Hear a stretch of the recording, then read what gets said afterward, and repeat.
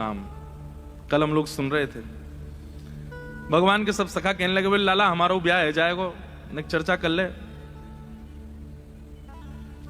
लेकिन पूर्णमासी आई ठाकुर जी से आके बोली, लाला चल बरसाने तेरे ब्याह कराए दूंगे। इतने में ठाकुर जी के सखा बोले, हम भी चलेंगे संग। बोले तुम नहीं जाओगे, हमारे बिना चलो जाए तो। लाला बोल दे, या तो सखान के संग जाऊंगा नहीं तो नहीं जाऊंगा। पूर्णमासी खड़ी है, लाला बरसानी चलेगो? सोई ठाकुर जी बोले, हाँ मैं तो चलूंगा। और ये सखा, इन्हें रहने दो भले यहीं पर, मैं अकेलो चल दूंगा। सखा बोले, अरे लाला तेने सबरी हमारी यारी दोस्ती सब नष्ट कर दी है, नेक में हामी भर दी। बोले तुम तो बूढ़े है गए, तुम्हारा तो ब्याह भयो नहीं, मैं तो कर लूंगा अपनो, मैं तो जाऊंगा। लाला ऐसे मत करें, हम ले चल संग में। कैसे सखा है ठाकुर जी के, पहले तो ठाकुर जी पे इतना भरोसा कर लेते हैं कि हमारे बिना कहीं जाएगा नहीं, ठाकुर जी उन्हीं को छोड़ देते हैं। इतने में ठाकुर जी पूर्णमासी की तरफ चले गए और जाके बोले, तुम में तो कोई एक चलेगा मेरे संग। बोले क्यों, एक क्यों चलेगा? अरे ससुराल है, कल को हमारी ससुराल बन जाएगा बरसानो, तुम सबरे ऐसे ऐसे काम करो, तुमने ले जाके मैं ना कटवाऊंगा अपनी, कोई एक चलो। मधुमंगल मन सुखा, तन सुखा, धन सुखा, ठाकुर जी के। अच्छा इनके नाम हो सकता है कुछ और हो, ये नाम तो ठाकुर जी ने रखे हैं। तन सुखा अर्थ क्या निकलेगा? जो तन से बड़ा सुखी है, लेकिन वास्तव में उसको देखो तो उसकी हड्डी गिनने में आ जाएंगी, शरीर बिल्कुल पतला दुबला। ठाकुर जी एक ऐसे धक्का मारे 3 कलामंडी खा जाए। तन से बिल्कुल सूखा हुआ है, उसका नाम ठाकुर जी ने रख दिया तन सुखा। अब कोई दूर से सुने तो कौन आ रहा, बोले तन सुखा आ रहा, बोले तन से बड़ा सुखी, लेकिन देखने में बिल्कुल विपरीत है, उसका नाम ठाकुर जी ने तन सुखा रखा। एक है मन सुखा, मन से जो सुखी है, लेकिन उसको देख लो तो ऐसा लग रहा है कि रो रहा है क्या। बात है ठाकुर जी जब पहली बार मिले तो ठाकुर जी बोले, अरे तू रो काई को रो? बोले रो ना रो, मेरो चेहरा ही ऐसा है। ठाकुर जी अरे तू तो मन सुखा, भैया को नाम मन सुखा रख दो। एक आयो, वो 4 दिन एक ही कपड़ा ने पहने, 5-5 दिन तक एक ही कपड़ा ने पहने, ना नहावे ना धोवे। अरे तू कपड़ा ने काई को ना बदला, एक ही कपड़ा में सबरे दिना ने कर दे। बोले लाला धोवे पड़ेंगे, श्रम है जाएगा, बड़ी मेहनत होगी। ठाकुर जी बोले ऐसा कंजूस है, धन खर्च ना करो, या को नाम धन सुखा। तन सुखा, मन सुखा, धन सुखा। ये ठाकुर जी के सखा हैं। तो एक सखा को ठाकुर जी संग ले गए। अब कल हमने एक लीला सुनी थी कि ठाकुर जी जोगी बन करके गए और किशोरी जी से मिल, ऐसे ठाकुर जी अनेक रूप बना बना करके गए हैं पहले। ये तो हम सीधे अब ठाकुर जी के विवाह के लिए अपने आप को दिखावे जा रहे हैं बरसाने यहां पर, इससे पहले बहुत लीलाएं हो चुकी हैं। एक लीला और आती है कि एक बार ठाकुर जी श्यामा सखी बन करके गए। श्यामा सखी कैसे? ठाकुर जी ये विचार करके गए, मैं जाके किशोरी जी के मन की देख के तो आऊं, ये मेरे सामने तो प्रिय प्रिय बोले, मोए मेरे बिना ये मेरे बारे में कहा बोले, मैं एक बार सुन के तो आऊं। तो ये पूर्णमासी वाली लीला से पहले एक बार और बहुत बार ठाकुर जी बरसाने जा चुके हैं। एक बार ठाकुर जी श्यामा सखी बन के गए। कैसी सखी? नीचे लहंगा पहनो है, ऊपर चुनरी पहनी, बिल्कुल यहाँ तक पूरी चुनरी लगा ली है, हाथन में बढ़िया चूड़ी पहनी है, कानन में कुंडल पहने हैं, क्षुद्र घंटे का यशोदा मैया ने पहनाई, वहां में छोटी छोटी घंटी लग रही है, वह कौंधनी बना करके कमर में पहनी है, पामन में पाजेब पहनी। ठाकुर जी गए श्यामा सखी बन करके किशोरी जी के पास, बरसाने में प्रवेश कियो। सबरी गोपी के आहा कैसी मनोहर चाल है, नेक सी गोपी कैसी मटक मटक के चल रही है। अरे सखी तू कौन की लाली है? ठाकुर जी तेज तो हैं बोलने में, जो पूछे तू कौन की लाली? बोले तेरी हूं, भूल गई। अरे बड़ी चपड़ चपड़ बोला है। पहुंच गए ठाकुर जी बरसाने। बरसाने में द्वार पर जाकर के सखीन से बोले, मुझको भीतर जान दो। सखी बोली कौन हो तुम? बोली मैं श्यामा सखी हूं। कहां ते आई हो? बोले पास के गांव नंदगाम ते आई हूं, और मुझ किशोरी जी ते बहुत जरूरी बात करनी है, मुझको मिलवाओ। एफ ले लो भैया।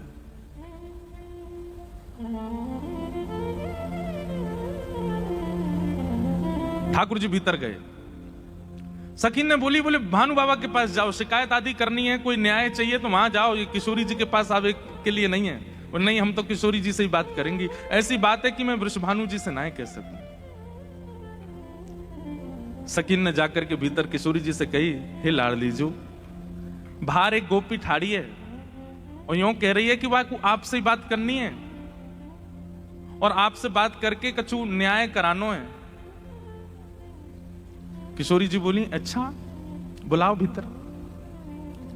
द्वार खुले, आहा ठाकुर जी बढ़िया चुनरी पहन करके, ये गजगामनी सी चाल, एक तो चाल ही ठाकुर जी की टेढ़ी मेढ़ी, ऊपर से सखी बन करके और ज्यादा बनावटी चल रहे हैं तो इतने प्यारे लग रहे हैं। किशोरी जी सिंहासन पर विराज रही हैं और श्याम सुंदर भीतर आ रहे हैं। सब लोग ध्यान से सुनियो। जैसे ही द्वार से भीतर आनो भयो, किशोरी जी तो कहें अरे सखी या की चाल तो देख कितनी बढ़िया है।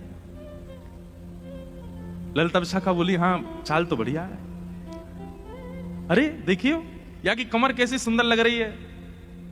ललिता विशाखा बोली श्री जी आपको पहली बार कोई सखी पर मोहित रहते हुए देखो हमने। आप तो सदा प्रियतम श्री श्याम सुंदर पे ही मोहित रहे में, लेकिन आज पहली बार। अरे पतो ना या की चाल ढाल और जो जो अंग या के दिखाई दे रहे हैं, घूंघट पकड़ी चल रही है, यहां से भुजा दिख रही है, नेक नेक थोड़ा उधर भी दिखाई दे रहा है, थोड़े थोड़े चरण भी दिखाई दे रहे हैं, जो जो अंग मुंह को दिख रहे हैं ना इतने प्रिय लग रहे हैं कि मैंने ऐसी प्रिय स्वरूप तो पहले देखो नहीं है। अरे ललिता तू मेरी एक बात, अभी मिले नहीं है ठाकुर जी। और किशोरी जी कहने ललिता तू मेरी एक बात सुन। बोल कहा ये जो भी बात करे वो सुन लेंगे, फिर बाकी बात याकू अपने सखी समाज में ले लियो। मुख बड़ी भारी है, अभी आपको मुख नहीं दिखो, मुख मैं तभी आप मोहित है गई हूं। विशाखा जी बोली नहीं रुक जाओ आन तो दो, बात तो होने दो। किशोरी जी आज जैसे ठाकुर जी को देख के हो जाती है वैसी हो गई है एक सखी को देख। स्वयं पर भरोसा नहीं हो रहा है किशोरी जी को कि मैं ऐसी क्यों है रही हूं। ठाकुर जी आके सामने खड़े है गए, उन्हें एक बनावटी सी आवाज भी बना ली ठाकुर जी ने। किशोरी जी बोली कहो सखी कहा नाम है तुम्हारो। अजी मेरो नाम तो श्यामा सखी है। स्वर सुनते ही किशोरी जी के नेत्र बंद है गए। ललिता जी को हाथ पकड़ के कहें मुकु कहा है रो है, या की चाल या के रूप रंग सब देख करके तुम या के स्वर में भी कछु आकर्षण है। ललिता जी बोली श्यामाजू ऐसे ना करो करें। अरे वो सखी है वापे आप मोहित का को बोले ना पता ना या मैं तुम्हें ना लग रहा आकर्षण, बोलना हमें तो ना लग रहा। मैं एक बात कहता हूं बंधु, हमारे ठाकुर जी कैसे हैं? रूप रस स्पर्श गंध और शब्द, ये पांचों से आपको अपनी ओर आकर्षित करने की सामर्थ्य रखते हैं। आप कहो कि मैं नेत्रों से देखूंगा नहीं तो फिर श्री कृष्ण मुझे कैसे भाएंगे? वो कान में ऐसा स्वर बोल देंगे कि स्वर से आप उनके हो जाओगे। आप कहो कि मैं नेत्रों से देखूंगा भी नहीं कान से सुनूंगा भी नहीं, फिर श्री कृष्ण मुझे कैसे अपनाएंगे? अरे वो अपने अधरामृत को नेक कछु तिनका आपकी जिह्वा पे धर देंगे, वही से आप उनके हो जाओगे। आप कहोगे मैं नेत्र भी बंद कर लूं कान भी बंद मुख भी बंद, अब श्री कृष्ण मेरे कैसे होंगे? तो वो आपके बगल में आके खड़े हो जाएंगे, उनकी तन की सुगंधी नाक से भीतर जाए वही से उनके हो जाओगे। आप कहो आंख कान नाक मुंह सब बंद कर लूं, अब श्री कृष्ण मुझे कैसे अपनाएंगे? तो वो केवल अपनी कनिष्ठ उंगली से आपके तन को छू देंगे, वही से उनके आ जाओगे। वो स्पर्श ही इतना सुखदायी होगा कि आप उनको छोड़ नहीं पाओगे। किशोरी जी कह रही हैं अरे मैं अपने आपे तो बाहर जा रही हूं, ये सखी कैसी है या कि स्वर कितने सुंदर। ठाकुर जी खड़े खड़े बोले अरे श्यामाजू मुंह को इतनी देर है गई खड़े खड़े, आप मेरो न्याय करोगी कि नहीं करोगी? किशोरी जी बोले अरे मैं तो ऐसे बहल गई, बताओ कहा बात है? बोले मैं आपसे आज न्याय की याचना करके आई हूं। मैं रहूं नंदगाम में और नंदगाम में नंद बाबा के महल की बिल्कुल समीप ही मेरा घर है। तो विशाखा जी बोली तो नंद बाबा के पास जाती न्याय लेवे, तुम बरसाने का आई हो? बोले वहां नहीं मिलेगा, यही मारे तो यहां आई हूं। और बात इतनी गंभीर है कि मैं वृषभानु बाबा से ना कह सकूं, आप तो ही कहूंगी। किशोरी जी बोली कहो। श्यामा सखी रोने लगी, ठाकुर जी रोने लगे, आंसू ने पहुंचने लगे। अरे मैं कहां बताऊं, कैसे मोहते कहूं, मुझ को तो लज्जा आ रही है बतावे में। श्री जी बोली ऐसे मत करो, बताओ बताओ कहा बात है? बोले कल परसों में दही बेकवे के कायजे जा रही, इतने में मार्ग में श्याम सुंदर आए गए। किशोरी जी थोड़ी सहम गई, श्याम सुंदर? बोले हाँ। अरे तुमने उनको बड़ी प्रशंसा सुनी है, उनकी बड़ी महिमा सुनी है, पर तुम उनके अंदर की नहीं जानो हैं, उनमें वो आकर्षण क्यों नहीं बन पाता? किसी की निंदा नहीं है, सारे रूप अपनी जगह व्यवस्थित हैं, पूजने के अधिकारी वंदन के अधिकारी, पर जो आकर्षण श्री कृष्ण में है वो सारे रूपों में क्यों नहीं है? क्योंकि श्री कृष्ण जी का जो ये रूप प्रकट हुआ है, किशोरी जी को सुख देने के लिए हुआ है। अरे वो किसी सखी के संग कोई लीला भी करते हैं ना, वो इसलिए कर रहे हैं कि ये लीला किशोरी जी को पता चले और वो प्रसन्न हो जाएं सुन करके।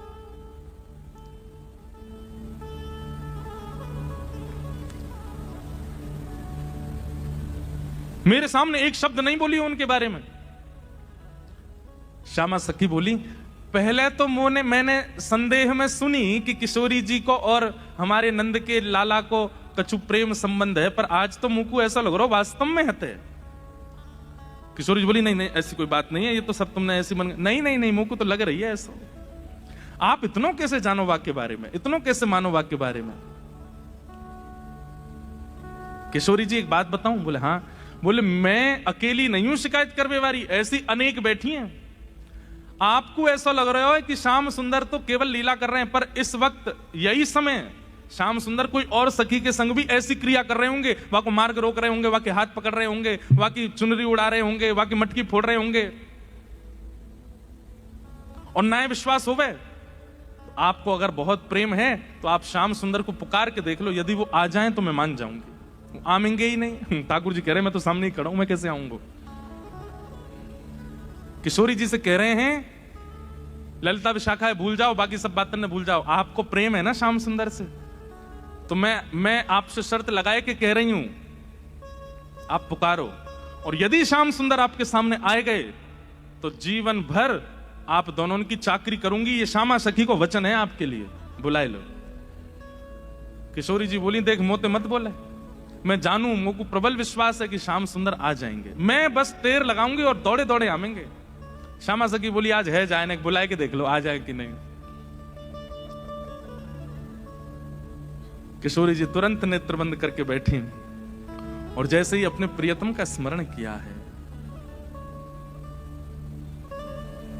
हूं तो दासी नित्य तिहारी, हूं तो दासी नित्य तिहारी, प्राणनाथ जीवन धन मेरे, प्राणनाथ जीवन धन मेरे, हो तुम पे मैं बलिहारी, हो तो दासी नित्य तिहारी, हो तो दासी नित्य तिहारी, हूं तो दासी नित्य तिहारी, हूं तो दासी नित्य।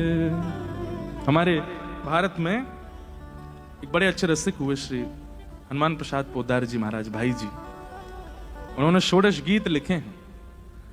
एक गीत ठाकुर जी गा रहे हैं किशोरी जी के लिए, और दूसरा गीत किशोरी जी गा रही हैं ठाकुर जी के लिए।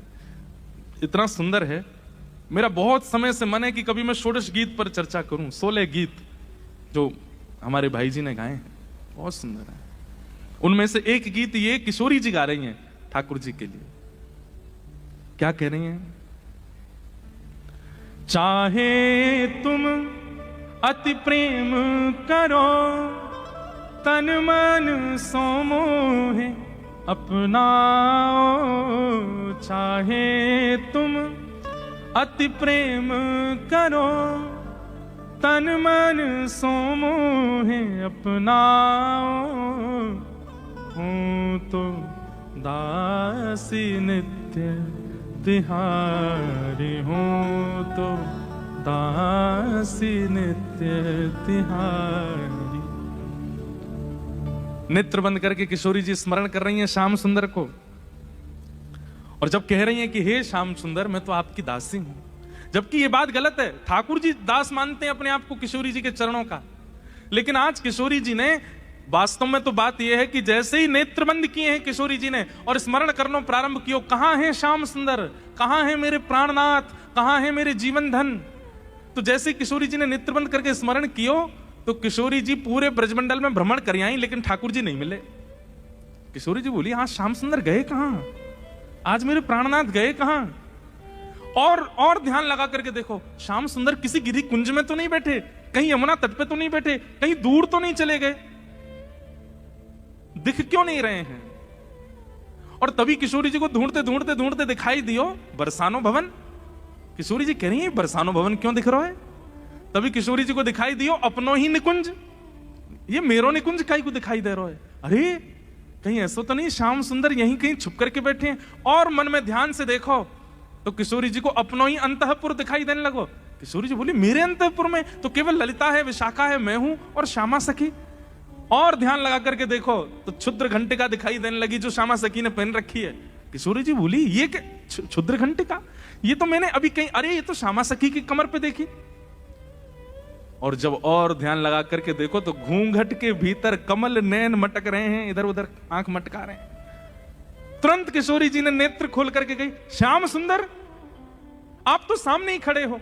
और जैसे ये बात कही ललिता विशाखा दौड़ करके कहां है कहां है कहां? बोले यही श्यामा सखी, पकड़ो याकू। ठाकुर जी दौड़न लगे वहां से, इतने में ही पकड़ ली और पकड़ करके जैसे ही चुनरी उतारी, आहा श्याम सुंदर तो सामने ही खड़े।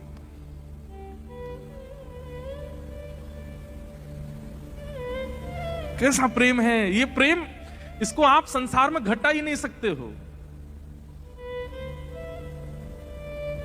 अब तो ललिता विशाखा पकड़ करके खड़ी हैं और ठाकुर जी की ऐसी बेणी, आहा नथ बेसर पहनी है नाक में, ऐसी सुंदर बिंदी लगा करके आए, काजल लंबो लंबो खींच के आए, अपने घुंघराले केशन की बढ़िया बेणी गूंथ करके जैसे कोई छोरी तैयार हो ऐसे बन के आए। किशोरी जी बोली पकड़ के रखो अब इनको, ने रज रज के देख तो लूं आज, हैं सामने आए कि श्यामा सखी बन के अपनी बुराई कर रहे हो मुझे।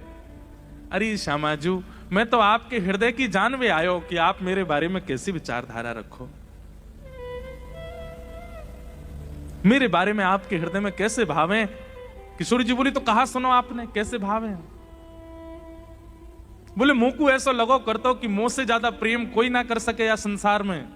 पर हे श्यामाजू आज आपके प्रेम के भाव पर तो मैं भी बिक गयो, आपको प्रेम तो अटूट है।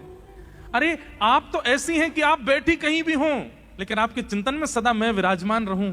मैं कहां जाऊं, कहां करूं, कहां खाऊं, कहां पीऊं, कैसे आऊं, आपको सब पता है। बंधुओं ये प्रेम की चरम स्थिति होती है कि आप केवल ध्यान में ही अनुभव कर लेते हैं अपने प्रेमी का। ये आज के समय में संभव नहीं है। हां इतना संभव जरूर है कि जैसे मां का प्रेम जो है ना वो तो भी शुद्ध होता है अपने पुत्र के प्रति, पुत्री के प्रति। तो पुत्र के ऊपर कोई घटना या संकट आ जाए तो मां को थोड़ा थोड़ा अनुभव होने लगता है। मां को ऐसा लगता है आज मुझे घबराहट सी हो रही है, जरा फोन करके पूछो तो बेटा कहां है। वो बेटा को फोन करती है तो पता चलता है आज स्कूटर से गिर गया है, पैर में लग गई है, पढ़ने गया है हॉस्टल में। अच्छा मुझे सुबह से ही लग रहा था कुछ तो दिक्कत है। इतना अनुभव मां को तो हो जाता है और इतना अनुभव कई कई पत्नियों को भी अपने प्रियतम का हो जाता है कि शायद कुछ गड़बड़ है थोड़ा। लेकिन इससे अधिक की स्थिति में आज के लोग नहीं जा सकते। पर श्री जी वो तो नेत्रबंद करके ध्यान करके पता कर लेती हैं कि श्याम सुंदर इस वक्त कहां है, मेरे प्रियतम कहां है। किशोरी जी ने कही आज एक काम करो, बोले कहा द्वार सब बंद कर दो, चटकनी लगा दो, आज जान नहीं देंगे इनको, आज यहीं बैठाओ। बड़ी श्यामा सखी बन के आई हो, इधर आओ। ठाकुर जो अरे श्यामा जी मैं आपके चरणन को पूजूं, आपके हाथ जोड़ रहा हूं, मुझको छोड़ दो। बोल ना है आज तो याकू नई दुल्हन बना के यशोदा के पास ले चलेंगे और यशोदा जी से कहेंगे देखो हमारे गांव की एक नई दुल्हन आई है, अभी ब्याह भयो, याकू आशीर्वाद दे दो।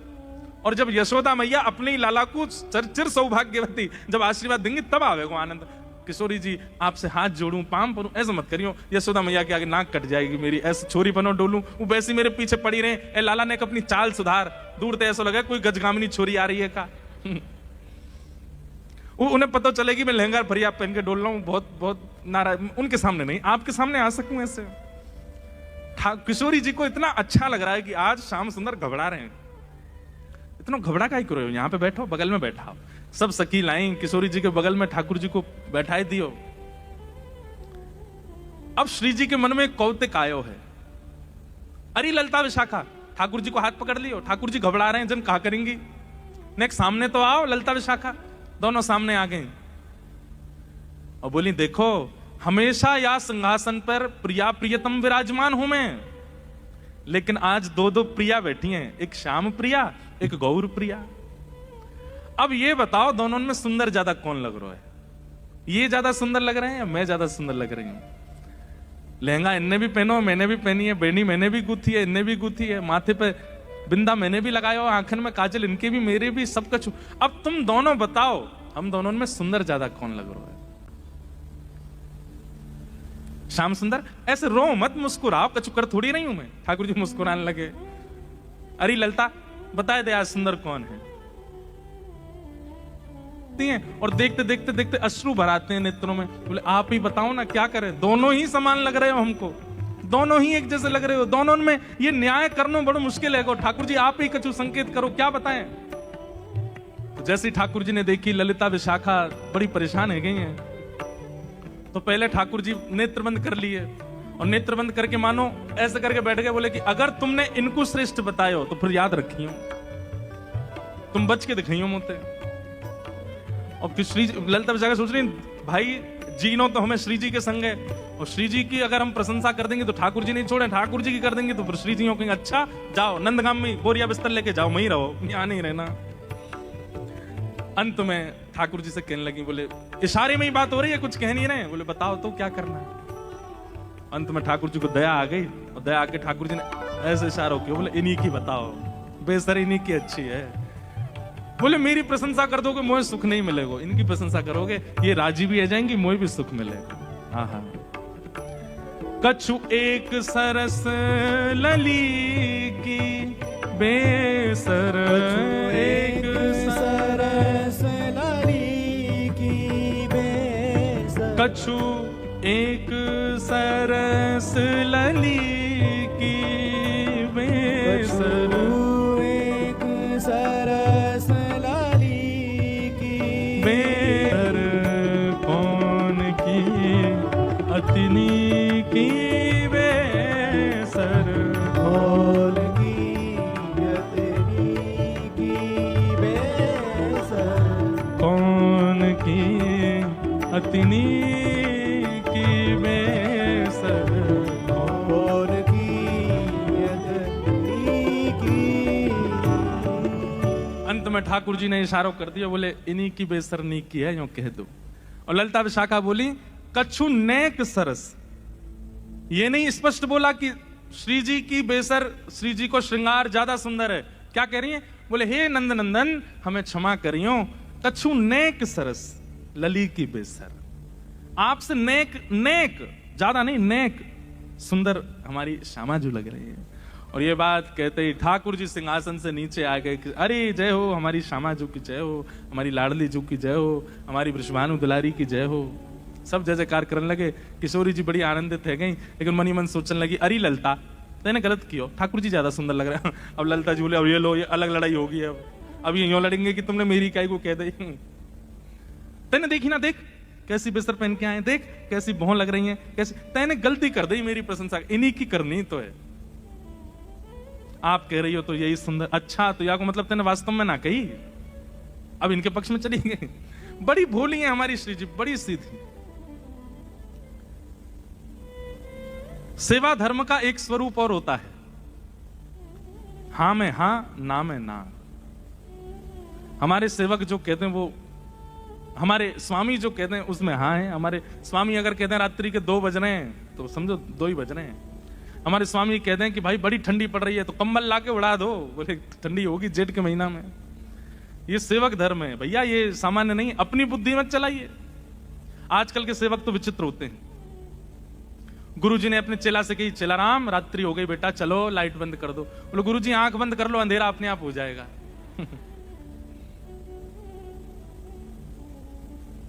चेला राम देखो तो सही बाहर बारिश हो रही है कि नहीं। गुरुजी अभी बिल्ली आई थी तो पाम में पानी नहीं था, इसका मतलब बारिश नहीं हो रही है। इतने आलसी। चेला राम बड़ी हवा चल रही है, किवाड़ बंद कर दो। गुरुजी 2 काम मैंने कर दिए, तीसरा आप कर लो। ऐसे चेला है आजकल तो। सेवा धर्म कैसा है? ठाकुर जी कहें हां तो हां, ठाकुर जी कहें ना तो ना। हम एक पर्ची वाला क्रम करते हैं अपने ठाकुर जी के संग। अब तो मैं करता ही नहीं हूं। क्यों?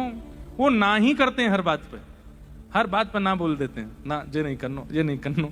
इसलिए हम पूछते ही नहीं है। तो ठाकुर जी एक दिन मैंने अपने लाल जी से कि मैं अब नहीं पूछूंगा, हर बात पर ना बोल देते हो। तो उस दिन रात्रि का श्रृंगार ऐसी जोर से मुस्कुरा रहे थे, बोले मैं तो खेल हूं तेरे संग, तू जितनी बार पूछोगे नहीं बोलूंगा, तो पूछे ही मत, अपनी बुद्धि विवेक तक कर। तो उस दिन से हमने ये समझ लिया कि ठाकुर जी कह रहे हैं भाई अब तुम छोटी छोटी बात भी मुझसे थोड़ी पूछोगे, अपने बुद्धि विवेक से करो, जब लगे कि जीवन में बड़े घेराव आ गए अब क्या करें तब मुझसे पूछो। कई बार ठाकुर जी की ना में हां होती है और हां में ना होती है, समझ नहीं आता है। ऐसे प्रिया प्रियतम की मधुर लीला हुई। इसके बाद में यूं कहते हैं कि प्रिया जी इतनी भाग गई किशोरी जी ठाकुर जी के स्वरूप पे, वैसे ही ले गई ठाकुर जी को नंद भवन, बिल्कुल घूंघट घूंघट लगा करके, और यशोदा मैया तो जाके बोली हे यशोदा मैया, अरे किशोरी जी कैसे आई आप, अरे लाली तू कैसे आई, अरे कहा बताऊं एक नई बहू आई है ना कि आपको आशीर्वाद दे दो। ठाकुर जी को सौगंध दे के लाई, बोलोगे नहीं। ठाकुर जी आए घूंघट घूंघट पहन करके, यशोदा मैया अरे बड़ी सुंदर, देखियो या के पाम हाथ तो बिल्कुल मेरे लाला जैसे लग रहे हैं, सांवरी सी है बिल्कुल। मैया या को आशीष दे दो, या को ब्याह है व्यवहार हो है। अच्छा कहां ते ब्याह होगा, बोले बरसाने के गोप ते ब्याह है रो या को। मैया बड़ी निपुण है, खानो बनानो जाने, नाचनो जाने, गानो जाने सब। यशोदा मैया बोली अच्छा न नाच के दिखाइयो, घूंघट में ठाकुर जी नाच रहे हैं यशोदा मैया के आगे। मैया बोली अरे तू बड़ी विलंबते मिली मोए, किशोरी ते पहले मिल गई होती तेरो ही ब्याह कराती अपने लाला ते, ऐसी सुंदर। ठाकुर जी ने अंत में जैसे ही मुखमंडल ऊपर किया, अरे बजमारे तू कहां से आए यहाँ पे, अरे मैया मैं कहा बताऊं, ये सब ऐसी लीला करें मेरे संग, ऐसा आनंद करें। यशोदा मैया बोली अरे श्यामाजू गलती तो छोरा है वो है, या लक्षण सब छोरी कैसे हैं, केवल नाम को छोरा है, बाकी खान पान पहन चाल वाल सब छोरी किसी आके। अच्छा ये सब है नहीं, वास्तविक नहीं है, ये सब ठाकुर जी सबको मोहित करने के लिए करते हैं। नहीं वही मथुरा आ जाते हैं और जब द्वारिका आते हैं थर थर कांपते हैं राजा। पौरुष है ठाकुर जी में, ठाकुर जी का ऐश्वर्य है, लेकिन व्रज वृंदावन से इतना प्रेम है, ठाकुर जी ने सब कुछ छुपा रखा है, किसी को प्रकट नहीं होने देते। अरे वंशी बजाते हैं बस, मधुर लीला करते हैं, ये क्यों, प्रेम, बहुत प्रेम है ठाकुर जी को ब्रजवासियों से। तो ठाकुर जी आज पूर्णमासी के साथ बरसाने गए, बरसाने जैसे ही गए सब अटारियों पर सखियां खड़ी हो गई, सब खड़े होकर के देख रही हैं, आहा रूप तो सुंदर है, कार है लेकिन सुंदर तो लगे, चाल देखो चाल कितनी अच्छी है। ये कीर्ति मैया ने योजना इसलिए बनवाई ताकि सब बरसाने के लोग प्रिया जी की विवाह में राजी हो जाएं ठाकुर जी के प्रति। सब इतने राजी है गए, मैया को तो मनो राजी है जाए, पर सब इतने राजी है गए कि अपनी अपनी छोरी ने सजा धजा के लिए आए, इनते ब्याह है जाए इनको। भीतर गए, बड़ी अद्भुत लीला, बड़ी विस्तृत लीला है। और उसके बाद सब सखियां ठाकुर जी को कुछ कहती हैं और उनका प्रत्युत्तर मधुमंगल देता है, ऐसा नहीं ऐसा, ऐसा नहीं ऐसा। अंत में प्रिया जी आई, प्रिया जी को देख करके ठाकुर जी मोहित है गए। और वहां कल किशोरी जी की गोद भराई भाई, आज यहां ठाकुर जी को टीको कर दियो। मैया ने कही लाला अब तू तैयारी कर ले, अब तुम्हारा ब्याह करेंगे का दिन। और ऐसे करके दोनों के ब्याह पक्का भय। बड़ी लीलाएं हुई, सब लीलाओं का तो विस्तार है। मूल रूप में ये बात क्या है, ये कथाएं कौन सुन रही हैं? 16,100 राजकुमारियां सुन रही हैं। कृष्ण विरह में विरही वो राजकुमारियां सुन रही हैं और श्री उद्धव जी सुना रहे हैं। और श्री उद्धव जी के मुख से ये भाव सुनकर के उनके नेत्रों से अश्रुपात हो रहे हैं। कृष्ण विरह कम लगने लगा, कृष्ण विरह फीका लगने लगा। अब तो ब्रजवासियों का प्रेम भाव वही नेत्रों से छलक रहा है। अब उद्धव जी महाराज पूछते हैं आप सब की अब इच्छा क्या है? कृष्ण चाहिए? बोले कृष्ण नहीं चाहिए, अब तो हमको किशोरी जी के चरणारविंद चाहिए, अब तो इन ब्रजवासियों के चरणारविंद चाहिए, या ब्रज में अखंड वास मिल जाए, बस हमें यही चाहिए और कुछ नहीं चाहिए। ऐसी भावना है। इन सब भावों के साथ बड़ी लीलाएं सब सुना रहे हैं। आज कथा का यहाँ विश्राम हो रहा है। हम गांधी धाम वैसे तो आते रहते हैं हर साल ही, और इस बार तो 2 बार आना हो गया है। अप्रैल में भी आए, अभी भी आए। आपकी इच्छा तो रहती है, हमारी भी इच्छा बार बार यहाँ आने की होती रहती है। अच्छा लगता है, इतने वैष्णव भक्तवृंद एक साथ कथा रस श्रवण करने के लिए एकजुट होते हैं। वो बात अलग है कि कीर्तन संकीर्तन में बोलते नहीं है कुछ भी, पद पदावलियां तो गानी चाहिए पीछे, लेकिन सबका अपना अपना स्वभाव स्वरूप होता है। लेकिन आप सब लोग बड़े भाव से कथा श्रवण करते हैं। हमारी ऐसी भावना, आप रहें गांधी धाम में, तन आपका गांधी धाम में रहे, पर मन में श्री वृंदावन आ जाए, मन में श्री वृंदावन रहे। बंधुओं, ये लीलाएं बड़ी गुप्त हैं, बड़ी गोपनीय लीलाएं हैं। इन लीलाओं का ज्यादा उजागर मत कीजिएगा, बस चित्त में धारण कर ले। जब कभी लगे बड़ी टेंशन आ गई है, उथल पुथल हो रही है संसार में, एकांत में बैठ जाइएगा अपने ठाकुर जी के पास, किवाड़ बंद कर लीजिएगा और मधुर नेत्र बंद करके ठाकुर जी को चित्त में फिर इन लीलाओं का चिंतन करना। कैसे ठाकुर जी श्यामा सखी बन के जाते हैं, कैसे ठाकुर जी मयूर बिहारी बन के जाते हैं, कैसे ठाकुर जी जोगी बन के जाते हैं, क्या क्या लीलाएं करते हैं, कैसे किशोरी जी ठाकुर जी की बंशी बजाती हैं, आदि आदि, ये सब लीलाएं हैं। इनका चिंतन करते ही ऐसा लगेगा कि संसार में कोई कष्ट है ही नहीं, दुख है ही नहीं, सब आनंद है। तो बस राधा कृष्ण निरंतर जपते रहिए, लीलाओं का स्तवन करते रहिए, अपने जीवन में भक्ति का संचार करते रहिए, कभी अभिमान मत कीजिएगा। ठाकुर जी को बाकी दोष प्रिय लग जाएंगे, उनसे भी ठाकुर जी मिल जाएंगे, लेकिन एक तो ईर्ष्या और एक अभिमान, इन दो दोषों को चित्त में मत आने दीजिएगा। बस क्रोध को आने दो, लोभ को आने दो, बाकी सबको ठाकुर जी देख लेंगे, संभाल लेंगे, नाम जब से सब निवृत्त हो जाएगा। पर ये दो रोग चित्त के कौन कौन से, अभिमान और द्वेष, ये तो कैंसर हैं, इनकी कोई दवाई नहीं है।